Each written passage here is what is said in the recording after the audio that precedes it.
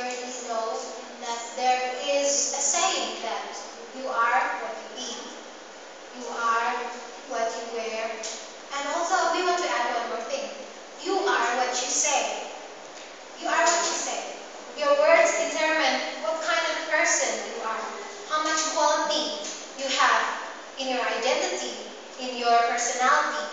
It determines everything you say, determines what kind of person you are, and what kind of level of intelligence you have in your little brain.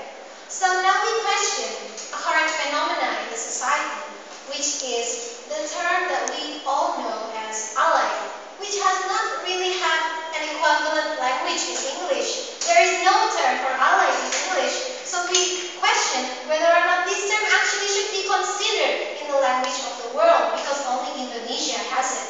Only Indonesia has this phenomenon of alliedness. So let's see, what is it?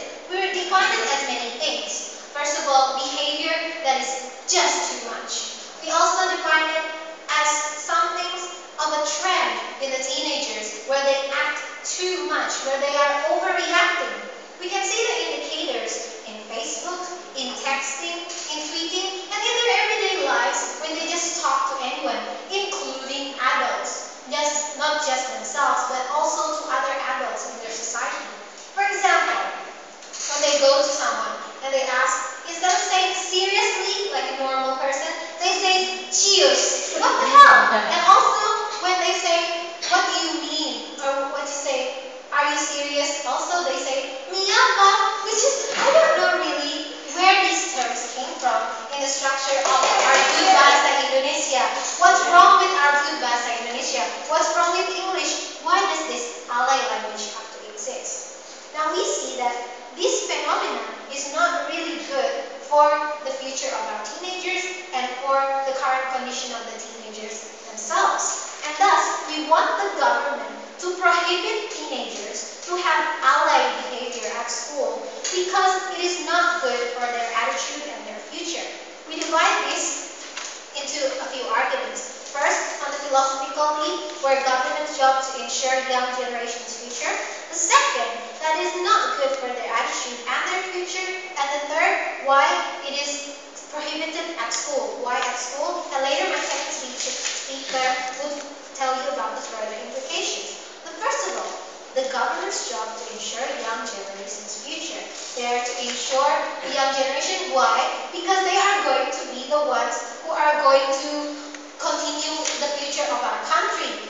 And they are going, and this has two indicators from their moral, and also later I will explain to you about the country welfare itself. Now, can you imagine when the leaders of the future are going to be the teenagers, currently, that when every time they speak, they have to say an ally word. Can you imagine the future SBA going on the podium and then saying to the audience, well, hello guys, and then saying, I'm going to give this program. Cheers, it would work. So, can you imagine some kind of future leader going like that? And then when they communicate in a bilateral relationship into multinational cooperations, as the leader, a CEO comes up. And then when they negotiate, he's from Indonesia. And then someone is negotiating the agreement, and then they're trying to make sure, and someone saying, okay, can you do this? Mi apa? So, can you imagine some kind of the future like that? So the government's job is to ensure that these kind of leaders do not turn up in our future. Second of all, it is not good for their attitude and their future. Okay, so the teenagers, yes, they are allowed to have fun, but fun has its limits. When it is interfering with their studying and their healthy mind, this needs to be encountered. Can you imagine if they forget bahasa Indonesia, for example, and then when they are studying, and then when they're doing their test, and there's a question, and then they don't know the answer because they're busy texting in alliedness and on Facebook and whatever, just being ally, and they didn't study, and they don't know the answer to the question, and then they just write there, choose teacher, I don't know, or something like that. Can you imagine if these teenagers are executing that kind of behavior and they can't do their homework? And also for their healthy mind, what kind of healthy person? Actually, in the beginning, I really would like to kill that person who made these lively languages in the beginning, so we have to suffer.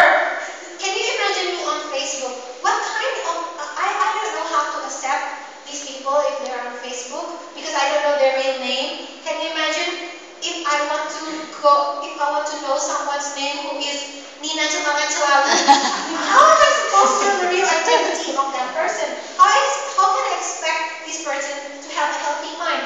You can see all the examples on Facebook about these people. And I don't really want to repeat it because it's not worth it. So the third is why school? Because school, we know, is the place to study. School is the place for their education. School is for them to become quality human beings. Now we define quality if on a lot of levels. First of all, they can study well, they have a good record in their exams, and they can implement it in their everyday lives. And that is a good indicator of study, right? But also another indicator of study is when how well you can speak to others. For example, if you speak to your friends, it's different. If you speak to your teachers, if you speak to adults, if you speak to someone on the streets, it has a different language. Now we see that these teenagers, they use this alay language everywhere, especially on Facebook. They use it to their friends, they use it to everyone. They cannot differentiate a situation where they cannot use this language. We see it on TV. We see it everywhere, and they are exposed to this everywhere. So we have to create a unit where it is alay-free environment. Alay-free environment where everyone who is speaking alay is going to be punished. Where everyone who is speaking alay will get a sanction from the people. And we see that the most feasible place to do this is at school, where there are teachers. The government can control it. But if it is home, it's hard to do it. But at school, you can control this. And especially because it is a place, an environment, a sufficient environment for learning. At school is a place where you learn things. And we want them to learn not to use alay and to use a good Bahasa Indonesia. Can you imagine if they just continue to use Bahasa Indonesia? So we have to do this school. So I think that you should go with us and also agree to why